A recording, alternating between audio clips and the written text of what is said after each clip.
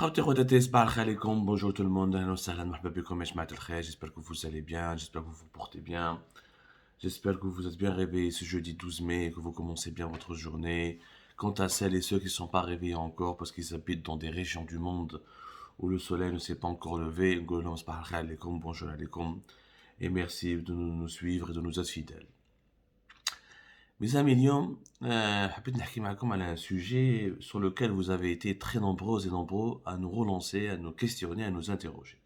Il est vrai que sur ce sujet, هدرنا خطرة ولا زوج, on n'a pas fait d'article, on a, je pense si quand même, un article, là, pas plus, et nous avons fait une seule émission. Peut-être deux, pas plus. Je parle de ce sujet qui suscite polémique, qui divise en ce moment, notamment au sein de l'opposition algérienne à l'étranger, au sein des activistes algériens qui sont exilés. Le sujet de la réconciliation proposée par le régime algérien, la main tendue de Tebboune, le projet d'amnistie, de pardon, je ne sais pas de quoi il s'agit réellement, parce que les contours précis de ce projet n'ont pas été encore déterminés. Pour le moment, l'expression la plus utilisée par les médias publics et les médias proches des autorités algériennes, c'est la main tendue de Tebboune à tous les enfants de l'Algérie pour revenir vers le droit chemin, comme le moment, et pour une réconciliation en prévision du 60e anniversaire de l'indépendance du pays, c'est-à-dire le 5 juillet 2022. D'abord, احنا ما حبيناش نحكوا عليه بزاف لحد الان مازال ما خرجوش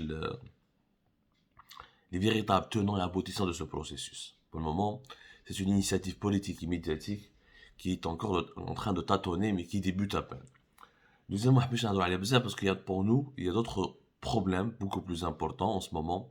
C'est la situation économique et financière du pays, la situation sociale très inquiétante de notre pays. En Algérie, nous avons une fibre économique, nous avons pour mission de faire de la pédagogie, d'expliquer les gros enjeux des problèmes socio-économiques et financiers de notre pays qui menacent sa stabilité.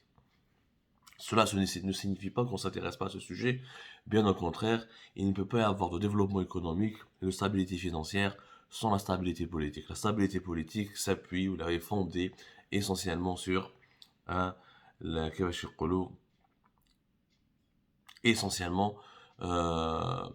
sur une unité nationale. Si l'unité nationale est préservée, le pays est stable. L'unité nationale signifie quoi?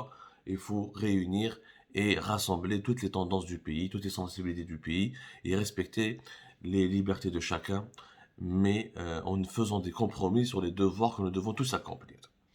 Maintenant, à l'Algérie, la réconciliation Ninjet. L'idée, elle vient de...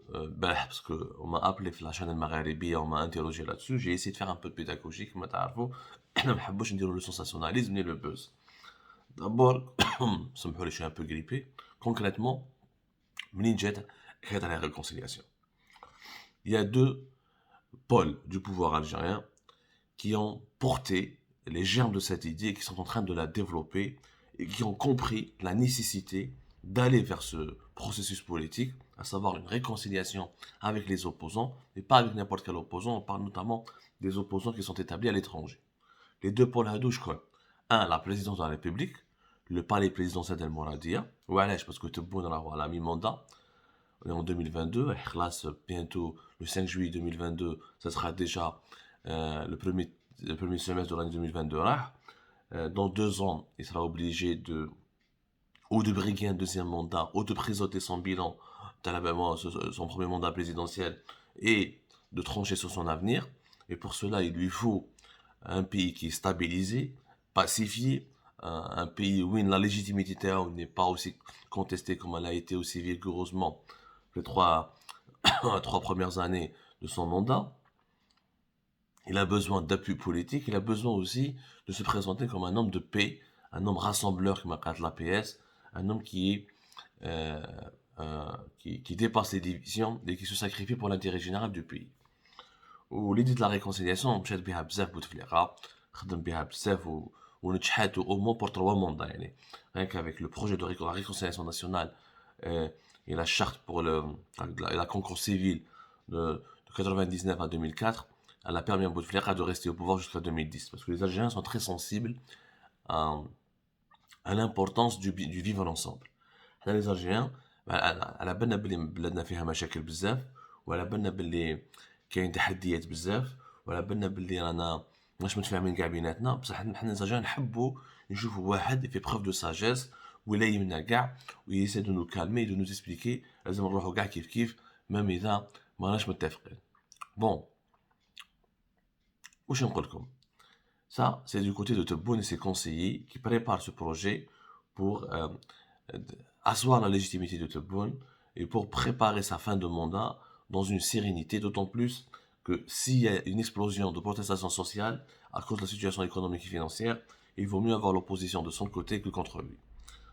Deuxième point, c'est les services de renseignement. Les services de renseignement, la nouvelle équipe qui est en train de prendre le pouvoir au sein des services de renseignement, c'est une équipe expérimentée qui a géré justement la fin de la décennie noire et qui sait quelle est l'importance de négocier parce qu'un conflit, loin de moi de comparer la décennie noire à ce qui s'est passé de 2019 à 2022 avec l'Irak, mais dans tout conflit, il y a un début, il y a une fin. Et entre le début et la fin, il y a des montées de tension. La tension monte crescendo, il y a des affrontements, on bat. La tension est tout conflit, il faut le régler, il faut le résoudre. Bien sûr, il faut qu'il y ait un vainqueur et un vaincu, mais même le vainqueur doit négocier avec le vaincu. Pour que le vaincu se déclare vaincu, ou il abandonne le combat, il faut qu'il y ait des négociations. Ou l'équipe, la nouvelle équipe qui est au service des renseignements, elle a cette expertise, elle maîtrise des outils nécessaires, à la fois intellectuels et politiques, pour comprendre son processus de négociation avec l'opposition, ou avec certaines personnalités qualifiées de dissidentes, il ne peut pas y avoir de fin de conflit. Parce que le Hirak, symboliquement, il a ouvert un conflit entre une grosse partie des Algériens avec le système. Donc le système a besoin d'enterrer ce conflit et de dire c'est bon, il n'y a plus de contestation, j'ai négocié, j'ai fait les concessions nécessaires, le pays est stable. Les deux pôles sont d'accord sur cette nécessité de faire un processus de réconciliation parce que le contexte mondial dans l'affaire il est dangereux.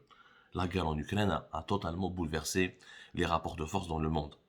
Et l'Algérie a bien vu que la grande Russie est en train de s'enliser dangereusement dans le conflit ukrainien et que si la grande Russie, visiblement, ne risque pas d'obtenir ce qu'elle veut, c'est-à-dire la fin du régime de Zelensky, l'annexion totale d'une grosse partie du territoire ukrainien pour l'intégrer à la Fédération de Russie, et l'autoritarisme russe est en train d'être sérieusement entamé, sérieusement déstabilisé l'Ukraine. Pour les régimes autoritaires, c'est une leçon. Parce que si le camp occidental remporte la guerre contre la Russie, cela signifie que le camp occidental, qui utilise la démocratie, les droits de l'homme et la défense des libertés publiques comme son principal instrument d'influence géopolitique dans le monde, aura une puissance de frappe kbira. Ou l'Algérie, parce que nous sommes le pays le plus proche de l'Union européenne. Avec le Maroc, nous sommes les dictatures ou les régimes autoritaires les plus proches de l'Europe et de l'Occident. À la différence du Maroc, qui a beaucoup d'alliés en Occident, l'Algérie n'en a pratiquement plus. Et il est de l'intérêt de l'Algérie de solidifier, de renforcer son front intérieur pour affronter les défis ou les pressions du front extérieur. هادو راهم فاهمينها في سيرفيس دو رونسينيومون الجيريان وقارينها وعندهم الاكسبيريونس انترناسيونال وعاشوا التسعينات وعاشوا ليزولمون جيوبوليتيك وشافوا سكو سي كون بيريود ديزولمون بو بروفوكي او بيي وعاشوا لي كريز ايكونوميك et sociales وشافوا يعني ce que tout cela peut provoquer pour la stabilité et la sécurité nationale. Maintenant, ça c'est du décryptage. Ça c'est des explications que je vous donne pour que vous compreniez un peu où je c'est pas une position personnelle. Je suis pas en train de donner une position personnelle.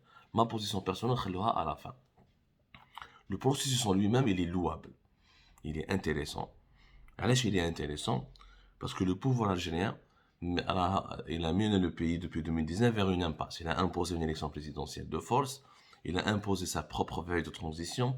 Ensuite, il a imposé une répression politique sans pareil pour enterrer le Hirak. Et il a géré la pandémie de la Covid-19 de manière très autoritaire, où maintenant il est en train de faillir dans le redressement économique du pays, parce les Algériens n'ont jamais été aussi pauvres, aussi précaires, et l'économie algérienne n'a jamais pu démarrer. À la suite de ces 5 étapes, النظام الجزائري يفهم بلي لازم يولي للور، لازم يولي للور باسكو ما يقدرش يكمل الطريق هذه avec toutes les évolutions géopolitiques mondiales. لو كان بعيد الشر des puissances mondiales يدوروا على الجيري ويتفاهموا على الجيري en instrumentalisant l'opposition algérienne à l'étranger, en essayant de rallumer la flamme de la contestation en Algérie, je peux vous dire que l'Algérie va passer des moments très difficiles. C'est très facile de rallumer la flamme de la contestation en Algérie. Un pays de plus en plus pauvre, des réserves de change qui sont en train de fondre, une production pétrolière et gazière qui est en train de reculer, des tensions au niveau de toutes les frontières du pays. Et l'Algérie, elle est comme un volcan. Elle est sur une poudrière, un volcan qui peut exploser à n'importe quel moment. Donc, النظام الجزائري كان لازم عليه يتفاوض مع les opposants qui sont à l'étranger. Parce que الناس البارح سقساوني بزاف يعبدوا oui mais s'il était sincère le régime algérien كان بدا يخرج ناس من الحباس راه نقص من arrestations etc. Bon, d'abord خرجوا بزاف ناس من الحباس. Il y en a encore qui sont encore en prison. Mais vous allez voir d'ici le 5 juillet, il va y avoir d'autres libérations. De deux, les négociations, la priorité du régime algérien, ce n'est pas le front intérieur. C'est le front extérieur. Ce sont les opposants à l'étranger qui font peur au régime algérien, qui le préoccupent. Parce que ceux qui sont à l'intérieur, le régime algérien le maîtrise. Il les maîtrise, il les contrôle. Karim Tabou, ou la Bouchechi, ou la Madame Assoul, tous les opposants les profs de Zahir, راهو تحت عينيهم، راهم تحت عينيه، راهم تحت عينيه. يعني كش ما يقلقوها ولا يرفدهم. هذه الأولى.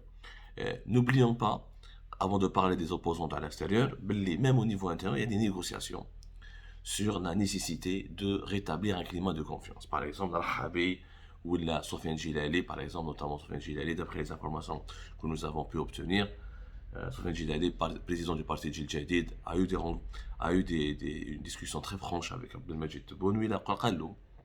Il faut ouvrir le champ politique, il faut ouvrir la liberté de la presse, il faut revenir à ce que le régime Bouteflika était en train de à la gestion il faut revenir à le mode de gestion qui était pratiqué par le régime de Bouteflika, c'est-à-dire laisser une marge de manœuvre petite, certes, mais laisser une marge de manœuvre pour permettre à la scène politique et à la presse algérienne de respirer, tout en limitant des limites rouges qui seront surveillées par les services de sécurité et l'institution militaire. Le processus est en cours. Le processus est en cours. Mais même sur le plan interne, il y aura des mesures de confiance qui ont été proposées pour diminuer un peu la pression. Sauf que sur le plan interne, le régime algérien n'est pas sous pression. Il est gagnant. الشأن الداخلي اللي gagnant. الحراك قضى عليه، الصحافة قضى عليها، المعارضة قضى عليها. Donc il n'est pas sous pression. Donc je خايف من انت dans un processus de négociation, tu ne négocies pas avec celui que tu as pu écraser facilement. Tu négocies avec celui que tu n'as pas pu écraser facilement, ou là que tu ne risques pas de pouvoir écraser. Donc ce sont les opposants à l'extérieur. Les opposants à l'extérieur ont une influence médiatique importante sur la population algérienne, sont très suivis par les chancelleries occidentales, notamment par les chancelleries étrangères, et ils ont un pouvoir de nuisance. C'est ce pouvoir de nuisance des opposants algériens qu'il faut limiter, qu'il faut contrôler, et c'est pour ça qu'il faut négocier. Elle va évoluer, parce que le régime algérien a compris. Il va comprendre petit à petit d'ici le mois de juillet, d'ici l'été, en tout cas je l'espère, mais il n'accroche la pression. Au niveau interne, comme au niveau externe, le pays ne tiendra pas. Le pays va exploser.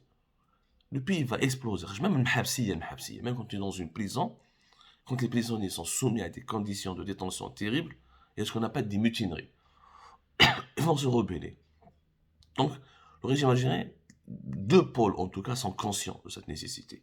Les autres pôles, que nous allons identifier plus tard dans une autre émission, sont encore hostiles pour le moment à cette feuille de route.